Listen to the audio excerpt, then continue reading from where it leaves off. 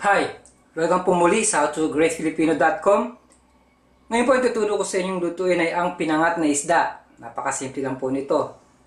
So ito po ang ating mga gagamitin. Meron po ako ritong fresh fish, salt, ground black pepper, calamansi juice or lime juice, patis, meron tayong kamatis dito, ginger at garlic. Gagamit din po tayo ng tubig sa lutuin ito. Tara na po magluto. Okay po, sa ating pong cooking pot, i-lay down na natin yung ating isda. Pwede po kayong gumamit ng kahit anong fish sa pinangat. Pero mas masarap po kung gagamitin natin ay ang tilapia. So, nilagyan na po natin isda. Sunod na natin yung ating kamatis. Ang iba po gumagamit ng kamyas sa pinangat. Pero ako po ang gamit ko ngayon is calamansi juice.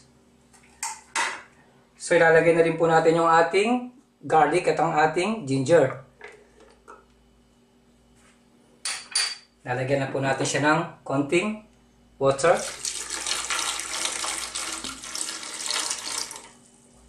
Tapos po, turn on the heat.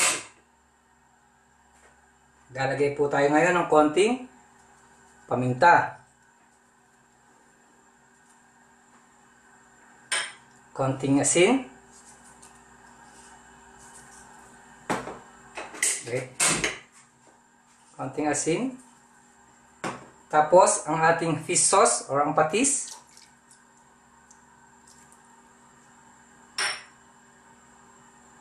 Lalagay na rin po natin yung ating calamansi juice.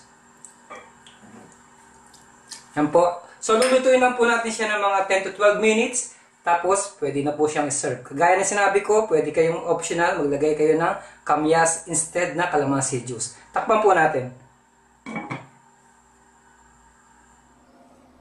So, ito na po ang ating pinangat na isda sa calamansi. Kagaya na sinabi ko, pwede rin po kayong gumamit ng kamyas. Napakasarap po nito, lalo sa mainit na kanin at budget meal pa. Maraming salamat po sa panonood ng howtogreatfilipino.com. Mabuhay!